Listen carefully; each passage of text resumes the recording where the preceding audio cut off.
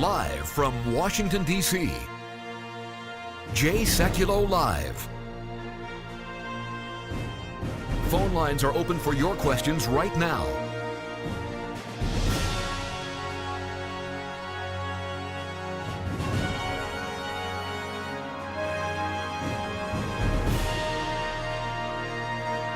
And now, Chief Counsel for the American Center for Law and Justice, Sekulow. Welcome again to the broadcast, everyone. This is day 3 of our coverage of the case of Pastor Andrew Brunson in Turkey. We know that the hearing has been now delayed until May 7th. We had the first day of the hearing. The second day of the hearing is about to start scheduled for May 7th. We have about 3 weeks, a little less than that, to get witnesses together. And our team here in the United States is actually, CC Heil, our senior counsel, is actually working on obtaining almost a dozen witness statements for the defense. Now, we're understanding, again, it's a sham trial. This isn't reality, but we've got to put the evidence up because that helps us on the diplomatic front. But the reality is you've got almost a dozen witnesses from, as far from Turkey to the United States to Australia, all over the globe, that we're trying to coordinate for the defense here. But here's the problem. The problem is that the Turks have really doubled down on this. And we have to understand the sham trial, even though it's a sham, we have to be fully prepared. So in the next couple of weeks, you're not going to be hearing a lot from us on this as we're preparing this next phase of the case. But I want you to know that we're working here at the American Center for Law and Justice. But we've reached a critical crossroads here on this case. Now we think that on May 7th, the testimony of the defense, that would be our case, will go forward. Is that what are they done with their witnesses? They're not done with their witnesses. And in fact, they actually had a second day scheduled for the trial, but they didn't go through with that. So although, again, we are told that May 7th will be the day that we can start our defense, it could be that they'll bring their witnesses again and we'll finish with their witnesses. We don't know. But we have to be prepared and are prepared that it'll be our chance to put on witnesses and to discredit their secret witnesses. This is a sham of such significant proportion that it almost feels like the world is being duped, okay? Because you've got nations of the world that are allowing this to go on. Now, having said that, you don't have military options here, but the diplomatic options have to be taken, Andy, to an entirely different level. Well, they do, Jay, and I think your quotation from Disraeli is right. Diplomacy is the art of getting things done without warfare, and I'm not advocating, and I don't think any of us advocate warfare in this case, but what we are advocating is to the Turks, become a humane nation if you can possibly do that, and I know it overcomes a lot of your history to do that. Become a nation that is humane and understanding. You don't have a hostage charging him with, and I'm looking at the crime, Jay, and I'm looking at the indictment. You know what the crime is? The crime they're charging, and I'm quoting from the indictment, political or military espionage, spying, espionage, undermining the Turkish Republic, trying to break it apart. A man who has devoted his life for 23 years to doing this horrible thing. Christianization. Yeah. What a horrible thing that he did in the land of St. Paul. So, Than, let's talk about we've been to the UN on this a couple of different, I think 3 times now. What is your sense of what the next move is? I really think the next move that will make a difference, Jay, comes on an international level. You've established very well that this is now a political game for Turkey, but the price is currently being paid by an innocent American pastor. We have to turn the tables and make sure that the political price for that game now is inflicted on Turkey. The way you do that, you exert U.S. pressure through sanctions and other measures, but, Jay, you also engage the international community, the countries around the world that will stand with the United States and not tolerate this. Jay, it has to become politically untenable for Turkey to keep this ruse up. Until that happens, they're going to continue behaving as it is. We can get into some of the details on this, but Jay, if you're going to do that, you need a Secretary of State and you need ambassadors in countries who will ally with you. We don't have a couple of those right now. This is a critical situation on that, too. Germany, who's got an influence, as you saw, on this, has been able to, in a very significant way, and I think very significantly, put pressure on the Turkish government to get their journalists released. We don't have an ambassador confirmed to Germany. He's sitting on the floor of the United States Senate. Let's get this done. We don't have the option of not getting it done. So again, we go into witness preparation mode effective to, well, we've been in it, but now really we've got 3 weeks to get these 12 witnesses lined up. So we encourage you to be in prayer for our legal team, but more important, be in prayer for this pastor and for those involved. We'll be back with more in just a moment.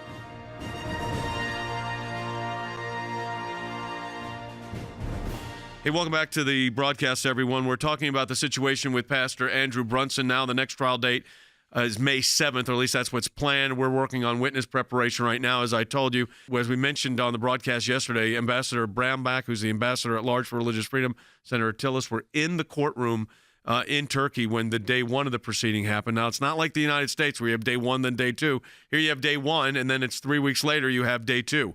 That's what we're dealing with. But also on the reality that we have and what we're dealing with is the fact that there's a diplomatic component, but there's also the reality is there is a political component to this, and I think we have to be clear on that. Than, the politics of this are pretty significant, but we are trying to get this up to the next level, so to speak. I'm actually holding up a letter that it just actually last February, 78 members of the House and Senate side, and Senator Langford was key in that. He's actually been over to Turkey as well to engage on this case, been personally involved with the family. But I would just tell you this, Jay, just very simply put, Turkey has now made this a political and diplomatic effort. So our response has to be political and diplomatic. We have to respond in like fashion and make sure that we engage them on that level. All right, so let's set the stage, because a lot of people have been asking about why can't we send in a military strike force? Why, first of all, they're a NATO ally. But I've got our senior military analyst, Wes Smith, in the studio here with us. So Wes, let's talk about the strategic issues involving Turkey as it relates to NATO and the United States. Right. It would be unthinkable and actually a violation of NATO's charter for a member of NATO to take any kind of military action against another member.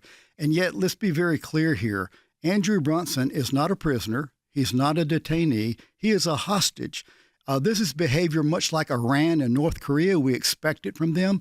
But the idea that a NATO country would take a citizen of another NATO country and hold them hostage is unimaginable. Can you imagine Belgium or France or Germany taking a U.S. citizen hostage, or us taking one of their citizens hostage? It simply is inconceivable. You know, we spoke to Jacqueline, who's the daughter of Andrew Brunson. You've been asking us diplomatically what we've done. We've taken it to the UN Human Rights Council, and Jacqueline actually testified before the Human Rights Council. Let's go ahead and play that. I pass the floor to European Center for Law and Justice. Thank you, Mr. President. I'm here today on behalf of the ECLJ, who is representing my father, Pastor Andrew Brunson, the innocent United States citizen who has been wrongfully imprisoned in Turkey now for almost a year and a half, and yet he has still not been formally charged with any crime.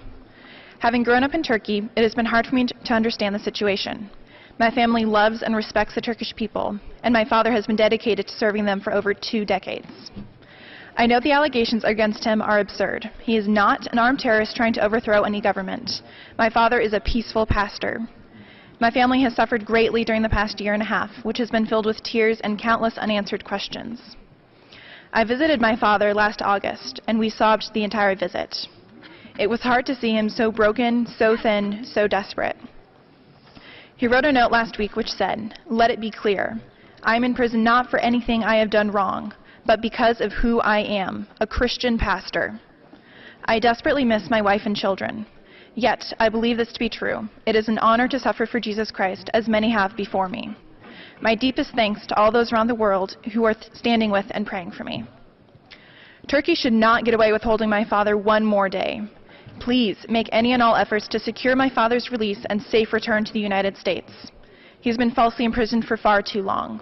Thank you. And he still is imprisoned. I mean, that was an impassioned plea from his daughter. You heard from her live on the broadcast, but he's still in prison. So the UN is looking at this diplomatically, which is fine. We're working on that. But again, I want to go back to kind of let me eliminate some scenarios for you. There's not a realistic, there's no military option here. They're not going to send in a strike force to remove the pastor. It's just not reality. And Wes, so the force here is diplomatic force. It's not, you're not going to get a victory in the courtroom, although you have to prepare for it like you could, because you've got it's world opinion here. We can't let him accuse him of terrorism when we know he's charged really with Christianization, which means what? He's a pastor of a church. But the reality is this is not I think it's important for people to understand, is not a military option here. Absolutely not. Even though Turkey is an unreliable ally, even though they've violated the spirit and the expressed, policies of NATO, there is no military option. And interestingly enough, NATO has no provision for dismissing a member state who violates their charter and their values and their principles. But that does not mean that we cannot take action. There has been precedent in the past, both in Turkey and in Greece, when there was civil unrest, that NATO, took action to give sanctions against them, that kind of thing. I think that's what needs to happen. It's time to put our relationship with Turkey on the line. It's time for strong measures, and that includes verbal, diplomatic, and economic measures, not only by us, but by the other 27 members of NATO minus Turkey. All right, so Than, what are the sanction measures moving through Congress? Well, and actually, I'm glad Wes said that. It's got to be on a multilateral level. Senator Langford has a package of U.S.-based sanctions, mostly asset freezing, that he has pushed forward, and he is now, I'm pretty confident, in light of yesterday's trial, going to push for a floor vote on those. But Jay, even he will tell you that will not be effective because of how rich Turkey is, unless it's a multilateral effort. So they've got to feel isolated in the world is essentially where we're at, Jay. They have to realize that other nations are going to stand with the United States and defend our innocent pastor as well. So again, you start domestically, but you have to engage through the United Nations and through your diplomats around the world. And you need to have all your diplomats, by the way, in order for Turkey to feel that squeeze. Andy, we know that the situation with Turkey is that we've talked about the changing environment and the difficulty in the region, but they are a powerhouse economy. Their GDP is $850 billion. They are a world economy. It is. I've been to Turkey many times. It is, if you look at Istanbul, it's like a major European city. It's got 16 million inhabitants in it. Of course, if you go in the interior of Turkey, in Cappadocia, in the areas of what was known as Asia Minor, it's very rural, it's very agricultural, but it's a big producing country. It is, as we have always said, the bridge, or they like to think, the bridge between East and West. The problem is they are burning that bridge. Erdogan is destroying that nexus between East and West. And instead of moving toward the West, there is a definite trend moving toward the East and making it one of the chief Islamic nations of the world, instead of Ataturk's idea that it's a Western country. So, Cece, let me ask you this, just from the scope of dealing with the lawyer that we have in Turkey, who's the family and is a very brave lawyer, I have to say, number one, to even take on the representation.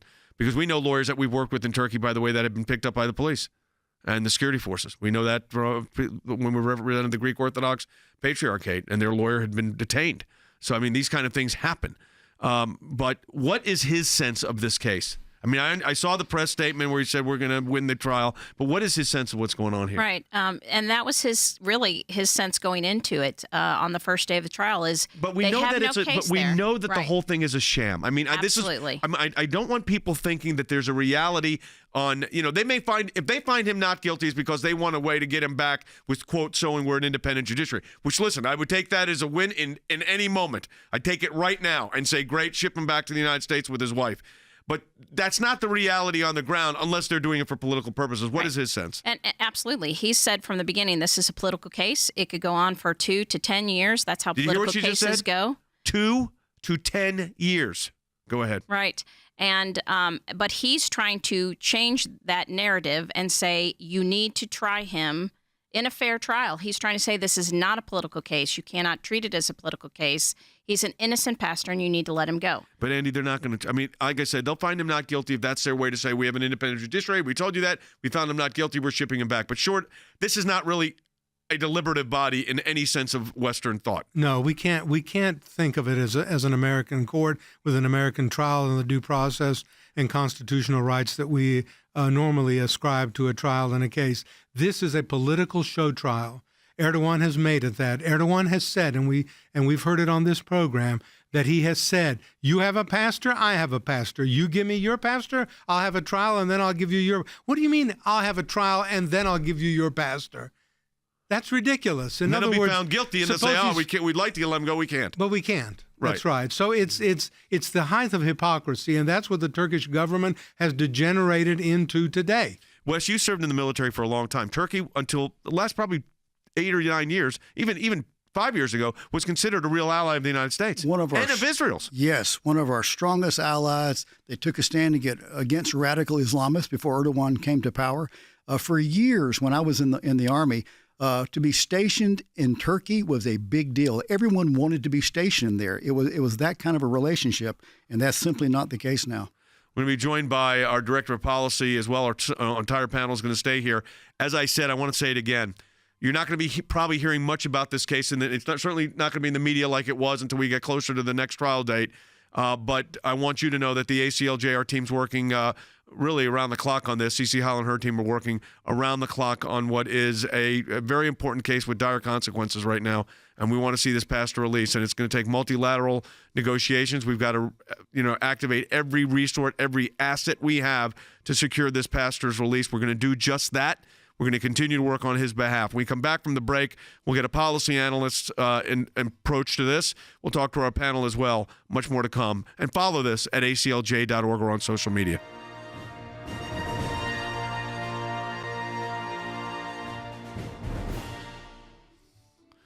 All right, welcome back, everybody, to the last segment of the broadcast here. And as I said, this is our final day of major coverage on this case that has garnered international attention. And as we've said, the ACLJ, our European Center for Law and Justice, are all working on this globally. I mean, this is to get this pastor released. Joining us right now in the studio, in addition to our senior military analyst and our senior counsel, Andy Economo, and our senior military analyst, Wes Smith, is our director of policy, Professor Harry Hutchinson. So, Professor Hutchinson, let me talk to you about this. Your sense of now day 3 of our coverage, but really we're reaching, I've said this is dire, but we're reaching also a critical crossroads. We're going to have 3 weeks of witness prep. I mean, that's what's ahead here. For a trial, that's a show trial, a political show trial at best. But we got to present the evidence, because if you don't present the evidence, they're going to use that against the pastor. So we're in a very difficult spot in that sense. We can't we know it's a sham, but we can't acknowledge in the courtroom it's a sham, although the media around the world is, because we've got to put the evidence forward. But go ahead. Well, we need to continue to place pressure on Turkey. It's important to note that the Brunson case takes place against an insidious history of anti-Christian bias. Turkey used to be a bridge between the West and the East. It is no longer the case, and so we need to consider sanctions and other efforts to bring political pressure to bear on Turkey to advance this case. So, Than, when we talk about sanctions, is there a reality, both domestically and internationally, that we're going to get anything through Congress? I mean, we need to. Yeah, no, I think there is a reality, Jay, and I think that has to happen. But look, I also think it has to be combined with the attention of the world on it. Now, fortunately, the eyes of the world are on it. You have warned about how the next 3 weeks, a lot of that will wane. I think it is incumbent on our politicians to pass sanctions, to pass leverage. But here's the other thing, Jay, also to speak forcefully and loudly over those 3 weeks so that Turkey knows that they cannot do this except in the light of day. That is what will keep not only pressure on the rest of the world to invoke sanctions, but also the rest of the world understanding exactly what is happening here. And Jay, final point on this that the politicians need to make. When Erdogan says, give us our cleric, they need to respond with this. We don't have your cleric. He's a free man. You're the one imprisoning the pastor. Well, that's exactly correct. And this again is part of the farce, Harry, of what they're trying to paint this portrait of. We needed this swap. First of all, I didn't even believe that they would do a swap. And we're not going to swap. How do you swap a person that's here legally in the United States? They brought an extradition charge against them. That is the Turkish government. It didn't even clear the first hurdle. So that's the reality of what's on the ground here. Just as there is no credible evidence that Brunson has engaged in terrorism, there's no credible evidence that would support an extradition for Fethullah Gulen. So the Turkish case is extremely weak for trading Gulen for Brunson. Yeah, I don't even think that. I mean, that's where it's the politics. I want to go back to the military issues. What is our military relationship, Wes, with Turkey right now? We used to be very close allies. They used to training and everything, military assets. They get a lot of assets, military equipment from the United States. What is our situation right now with Turkey? Right. As a member of NATO, one of the things most people don't realize is NATO, all of their weapons and their weapon systems are interoperable. They do that on purpose so that they can defend each other, they can resupply one another. So we have supplied and armed Turkey for decades, and yet just recently, and I think this is very telling, Turkey, under the protest of the other NATO members, has agreed to buy a long-range S-400 missile system from Russia. And so it's time for NATO to stand shoulder to shoulder. NATO was formed to stand against the tyranny of the Soviet Union. Erdogan and Turkey are exhibiting the very things that NATO was founded to counter. So, Andy, we look at that. I mean, the Russia-Turkey history had been very troubled for a long time, and now all of a sudden they're allies in a sense. They are. Didn't we have a case in which there was a plane shot down? Right. And a foreign diplomat, I think a Russian diplomat, was killed, I think, in Turkey. And now suddenly they become the closest of allies because they have a common enemy, it seems to me, and that's the United States, because they are now being pushed together. And I think you have to look at the history of Russo-Turkish relationships to understand that these are strange bedfellows, but bedfellows indeed they are today, as Wes has pointed out. So, Harry, when you look at this from a policy standpoint, what should the U.S. be doing? I'm going to get to Dan on what's actually going to happen or what we think might happen, but what should the United States be doing, and what should our allies around the globe be doing on this case? Well, one thing that we can do, which would place indirect pressure on Turkey, is to continue to place additional sanctions on Russia designed to break apart this alliance or emerging alliance between Putin and Erdogan. That is certainly something that we should consider. In addition, we should marshal all of our resources within the international community to continue to bring Brunson's case to the fore in terms of media and in terms of pursuing actions in the UN or in other international forums. So, Than, your view, you're our designated representative to the United Nations. We've been aggressive on this. Do you sense any movement there?